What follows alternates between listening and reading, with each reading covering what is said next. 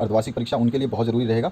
तो इन क्वेश्चन को अपने आप बढ़िया तरीके से तैयार करना है आपको। इसके आंसर्स मैं बता रहा हूँ इस क्वेश्चन पेपर के वीडियो में। तो चलिए पहले स्टार्ट करते हैं। ग्रुप ए में भौतिक और रसायन विज्ञान के जो क्वेश्चन पूछे गए हैं, सबसे पहला क्वेश्चन है, निर्वात में प्रकाश की चाल होती है तो 3 लाख मीटर प्रति सेकंड होती है, तो सी ऑप्शन इसका करेक्ट हो जाएगा। उसके बाद आता है, वास्तविक प्रतिबिंब जो है वो उल्टा होता है, उससे जो भी वास्तविक प्रतिबिंब जो भी बनेगा वो उल्टा बनेगा हमेशा। उसके बाद आते हैं नेक्स्ट जो क्वेश्चन है, उत्तल दर्पण द्वारा प्रतिबिंब सदैव जो है सीधा बनता है, डी ऑप्शन इसमें करेक्ट है। इसके बाद आते हैं नेक्स्ट क्वेश्चन की तरफ। नेक्स्ट जो क्वेश्चन है, इसमें पूछा गया आंख के रंगीन भाग को क्या कहते हैं, तो आंख के रंगीन भाग को आइरिस कहते हैं। अगला क्वेश्चन है, विभवांतर का एसआई मात्रक यानी कि पोटेंशियल डिफरेंस का एसआई मात्रक जो है वोल्ट होता है। ठीक है, ये हो गया आपके सोल्यूशन। आगे बढ़ते हैं दूसरे क्वेश्चन की तरफ। यहाँ पर जो दूसरा क्वेश्चन है, इसमें पूछा भोजन में शरीर में भोजन का पचना किस प्रकार की अभिक्रिया है, तो ये अपचयन यानी रिडक्शन अभिक्रिया है, बी ऑप्शन इसमें करेक्ट होगा। और इसके बाद में क्षारीय विलयन का पीएच मान यानी value of pH of basic solution हमेशा 7 से अधिक होता है, सी ऑप्शन करेक्ट है।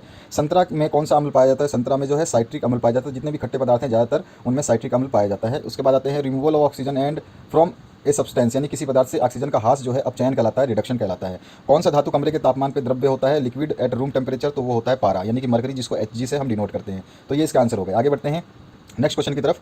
नेक्स्ट क्वेश्चन है, खाली स्थानों को भरना है तो जो व्यक्ति दूर की वस्तुओं को साफ नहीं देख सकता उसे अवतल लेंस का व्यवहार करना चाहिए। अवतल लेंस की आवश्यकता होती है यानी कि उसको कॉनकेव लेंस बोलते हैं। आवेश का जो मात्रक है वो कूलाम होता है, इसको कूलम बोलते हैं इंग्लिश में। और आयनिक यौगिकों के उच्च गलनांक होते हैं, हाई मेल्टिंग पॉइंट होते हैं, तो हाई इसमें इसका राइट आंसर है। और CaOCl2 यौगिक का प्रचलित नाम जो है विरंजक चूर्ण है, जिसको ब्लीचिंग पाउडर इंग्लिश में बोलते हैं। तो ये हो गया आपका सोल्यूशन। आते हैं सातवें क्वेश्चन की तरफ। सातवां क्वेश्चन है, मोटर गाड़ियों में उत्तल दर्पण का उपयोग साइड मिरर के रूप में क्यों किया जाता है, तो इसमें ड्राइवर अपने पीछे के वाहनों को देख सकते हैं, जिससे वे सुरक्षित रूप से वाहन को चला सकते हैं। उत्तल दर्पणों को इसलिए प्राथमिकता देते हैं क्योंकि ये सदैव सीधा और प्रतिबिंब बनाते हैं, लेकिन ये छोटा प्रतिबिंब बनाते हैं। इसका दृष्टि क्षेत्र बहुत अधिक होता है क्योंकि ये बाहर की ओर वक्रित होता है, और समतल दर्पण की तुलना में उत्तल दर्पण जो है ड्राइवर को अपने पीछे के बहुत बड़े क्षेत्र को दिखाते हैं, इसलिए ये बेहतर है। ये कारण है इसको जो है हम यूज़ करते हैं। अगला क्वेश्चन है इसका, वायु में जलाने से पहले मैग्नीशियम रिबन को साफ क्यों किया जाता है, तो यदि मैग्नीशियम रिबन नम वायु के संपर्क में रहता है तो उस पर सफ़ेद रंग का मैग्नीशियम की ऑक्साइड की परत जम जाती है, और ये परत जो है जलने में अवरोध पैदा करती है, इसलिए मैग्नीशियम रिबन को जो है पहले रैगमार से साफ कर देते हैं, एमरी पेपर से साफ कर देते हैं। इसके बाद आते हैं 9वें क्वेश्चन में,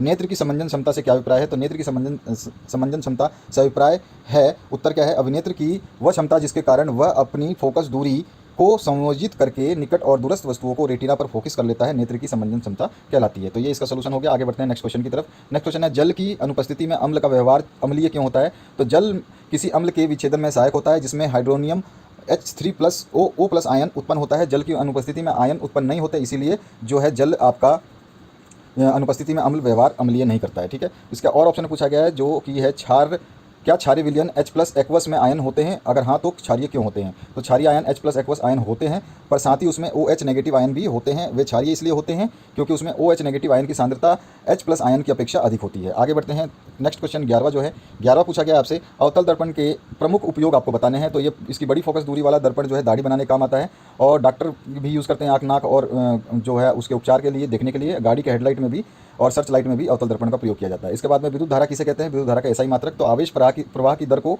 या फिर मात्रा को विद्युत धारा कहते हैं। किसी परिपथ में इलेक्ट्रॉन्स का लगातार बहना भी विद्युत धारा कहलाता है, तो दोनों में से कोई डेफिनेशन लिख सकते हैं। एसआई मात्रक जो है इसका एम्पियर होता है। आगे बढ़ते हैं नेक्स्ट क्वेश्चन की तरफ। तो उदासीनीकरण अभिक्रिया किसे कहते हैं, एक उदाहरण देना है। जब अम्ल क्षार से क्रिया करता है तब वो लवण और जल बनाता है, इसे उदासीन अभिक्रिया कहते हैं, और इसके 2 उदाहरण हमने यहाँ पे दे दिए, आप इसको देख सकते हैं। इसके बाद आते हैं नेक्स्ट नंबर जो क्वेश्चन है 13 नंबर में पूछा गया है कि 4 सेंटीमीटर का कोई बिंब 15 सेंटीमीटर फोकस दूरी के किसी अवतल लेंस के सामने 30 सेंटीमीटर दूरी पर रखा गया। प्रतिबिंब की स्थिति, प्रकृति और साइज आपको ज्ञात करना है। तो यहाँ पे दिया गया है 4 सेंटीमीटर वस्तु की जो है ये है आपकी ऊंचाई। वस्तु की ऊंचाई कितनी है, तो वस्तु की ऊंचाई दे रखी है 4 सेंटीमीटर, ये रहा आपका। और इसके अलावा जो है फोकस दूरी दे रखी है -15, क्योंकि ये आपका अवतल लेंस है तो माइनस में आ जाएगा। उसके बाद में वस्तु की दूरी ये भी हम माइनस में लेंगे, ठीक है। और उसके बाद में हमें लेंस का फॉर्मूला पता है, इनमें सभी को पुट करेंगे तो सारे हमारे पास V की वैल्यू आ जाएगी। तो इस तरह से ये फॉर्मूले में इन सभी की वैल्यू पुट कर देंगे। तो यहाँ पर देखिए U हमारे को -30 दे रखा है, तो U रख दिया हमने, और F हमारे को -15 दे रखा है। तो इसको सॉल्व करेंगे तो V की वैल्यू निकालेंगे। V की वैल्यू जो है नीचे की तरफ हम निकाल चुके हैं। यहाँ पर आ जाएगा V की वैल्यू -10 सेंटीमीटर। अवर्धन क्षमता यानी मैग्नीफिकेशन अवर्धन क्षमता जो होता है M=V/U होता है। V अभी हमने निकाला, U हमारे पास -30 है, तो हम जो है 10/30 कर देंगे तो माइनस से माइनस कट जाएगा, तो 1/3 जो है H2 का मान निकालेंगे। H2 यानी हाइट आ जाएगा हमारे पास 1.33 सेंटीमीटर, यानी कि जो है इमेज जो है फॉर्म होगी, और लेंस डिस्टेंस जो होगा उसका 10 सेंटीमीटर होगा, और वर्चुअल होगी, इरेक्ट होगी। इसको हिंदी में मैंने यहाँ लिख दिया है। यहाँ पर आप इसको हिंदी में कोई बात नहीं, मैं आपको बताता हूँ कि जो आपका ये इसका मैंने हिंदी में लिखा है, लेकिन वो दूसरे पेज पे चला गया है, तो मैं उसको दिखा दूंगा। आपका जो इमेज है वो आपका सामने बनेगा और लेंस से 10 सेंटीमीटर की दूरी पर बनेगा, और वर्चुअल मतलब आभासी होगा, इरेक्ट मतलब सीधा होगा, और उसका जो साइज़ होगा 1.3 सेंटीमीटर होगा। इसको हिंदी में भी मैंने लिखा है, मैं आपको दिखा दूंगा, और दूसरे पेज पे चला गया है। यहाँ पर आते हैं नेक्स्ट क्वेश्चन की तरफ, जिसमें आपसे क्या पूछा गया है उसको हम देखेंगे। तो यहाँ पर जो आपसे पूछा गया है कि निम्नलिखित रासायनिक समीकरणों को बैलेंस करना है, तो सारे को बैलेंस कर दिया, पहला, दूसरा, तीसरा और चौथा, चारों को बैलेंस कर दिया। चारों में आप देख सकते हैं कि क्या क्या बैलेंस है। इसमें 4 आ जाएगा, इसमें 2 आ जाएगा, इधर 3 आ जाएगा, इसमें 2 और 2 आ जाएगा, इसमें 3 और 3 आ जाएगा। ठीक है, ये बैलेंस इक्वेशन हो गई। 15वें नंबर क्वेश्चन की बात करते हैं। दृष्टि दोष की परिभाषा आपको बतानी है कि दृष्टि दोष क्या है, और 3 प्रकार के दृष्टि दोषों के नाम लिख करके उनको दूर करने के उपाय बताने हैं। तो दृष्टि दोष क्या होता है, कभी कभी आंख जो है पास की और दूर की चीज़ों को नहीं देख पाती है स्पष्ट रूप से, और इसी वजह से वो धुंधली दिखाई देती है, जिसे हम आंख का दृष्टि दोष कहते हैं। इसमें निकट दृष्टि दोष होता है, दूर दृष्टि दोष होता है, और जरा दृष्टि दोष होता है। और निकट दृष्टि दोष में हम अवतल लेंस का प्रयोग करते हैं, दूर दृष्टि में उत्तल लेंस का, और जरा दृष्टि दोष में अवतल और उत्तल लेंस दोनों का प्रयोग करते हैं, ऊपरी भाग और निचली भाग में जो आपका चश्मा होता है उसके नीचे। उसके बाद आते हैं वियोजन क्रिया किसे कहते हैं। उन वियोजन अभिक्रियाओं के समीकरण लिखिए जिसमें आपका क्या पूछा गया है, जिसमें उन वियोजन समीकरण अभिक्रियाओं के समीकरण लिखिए जिसमें ऊष्मा, प्रकाश और विद्युत के रूप में ऊर्जा प्रदान की जाती है। तो सबसे पहले वियोजन अभिक्रिया क्या होती है, ये एक एकल अभिकारक को वियोजित या अपघटित करके 2 उत्पादों में निर्माण कर देती है, और उसका ऊष्मा से ये वाली इक्वेशन लिखेंगे, प्रकाश से ये वाली इक्वेशन लिखेंगे, और उसके बाद विद्युत से ये वाली इक्वेशन लिख देंगे। तो तीनों इक्वेशन मैंने यहाँ पे लिख दी है, इन तीनों को आपको लिख देना है। इसके बाद आते हैं आपका जो इसका और पार्ट में पूछा गया है, यहाँ पर आ जाइए नीचे।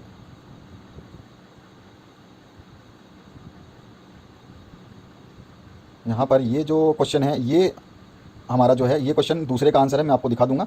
जब अम्ल किसी धातु कार्बोनेट तथा धातु हाइड्रोजन कार्बोनेट से अभिक्रिया करता है तो यह संगत लवण कार्बन डाइऑक्साइड गैस व जल उत्पन्न करता है। जल में अम्लीय और क्षारीय विलयन विद्युत का चालन करते हैं, क्योंकि ये क्रमशः हाइड्रोजन और ऑक्सीजन हाइड्रोजन हाइड्रॉक्साइड आयन का निर्माण करते हैं। इसका क्वेश्चन मैं दिखा दूंगा। मैं ये क्वेश्चन का आंसर जो ऊपर लिख दिया मैंने, तो इसका आंसर अभी हम देख लेंगे। ठीक है, इसका आंसर मैं बताता हूँ। यहाँ पर जो है नीचे पूछा गया है, यहाँ पर देखिए, ये जो है आपका उस प्रतिबिंब जो हमने अभी 11-12 नंबर क्वेश्चन देखा था जिसमें न्यूमेरिकल था, उसका आंसर है कि प्रतिबिंब जो है लेंस के सामने 10 सेंटीमीटर दूरी पर बनेगा, आभासी और सीधा आकार का 1.33 सेंटीमीटर होगा। ये उसका आंसर है जो भी हमने देखा था। और यहाँ पर जो है ये जो आंसर है अम्ल किसी धातु कार्बोनेट वाला, तो ये जो है हमने नीचे प्लस माइनस पेज हो गया था, इस वजह से दिक्कत आ गई थी। मैं आपको दिखाता हूँ, यहाँ पर आपका आंसर मैं नीचे की तरफ है, अभी दिखाता हूँ मैं आपको। क्वेश्चन कहाँ पे है उसका आंसर मैं आपको कंप्लीट दिखा दूंगा, और सारे सोल्यूशंस मैं बता रहा हूँ।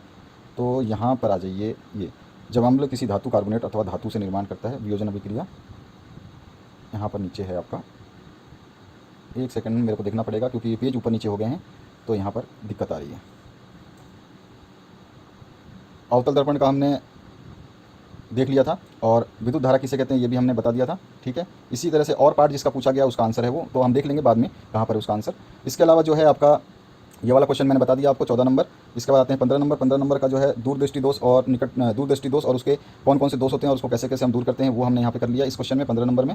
16 नंबर में वियोजन क्रिया किसे कहते हैं ये भी मैंने आपको बता दिया अभी। इसके अलावा फिर ये वाला जो आंसर है ये वाला, इसको अभी हम देखेंगे बाद में, ये कहाँ पे आंसर छूट गया था, इसको मैंने बीच में यहाँ लिख दिया है, वो पेज ऊपर नीचे होने की वजह से है। चलिए, गोलीय दर्पण में आपको बताना है ध्रुव क्या होता है, वक्रता केंद्र, वक्रता त्रिज्या, मुख्य अक्ष या प्रधान अक्ष क्या होता है, और चालक अचालक जो भी हम सब बता देंगे, और मुख्य फोकस क्या होता है। तो ये सारे के सारे डेफिनेशन मैंने यहाँ पे लिख दिए हैं, आप इनको आराम से उतार सकते हैं, आराम से वीडियो को पॉज करें और उतार लें। इसके बाद में यहाँ पे फोकस दूरी और मुख्य फोकस क्या होता है ये भी बता दिया गया है। इसके बाद में इसी क्वेश्चन का जो दूसरा पार्ट है जिसमें पूछा गया है चालक, अचालक, अर्धचालक और अतिचालक को समझाना है आपको, तो यहाँ 17वें क्वेश्चन का वो पार्ट जो है मैं आपको दिखाता हूँ।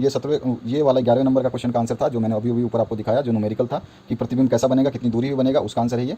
और यहाँ पर हम 18 नंबर, ये जो चालक अर्धचालक का मैं आंसर आपको, ये वाला आंसर भी नीचे चला गया है, इस आंसर को भी मैं दिखा दूंगा।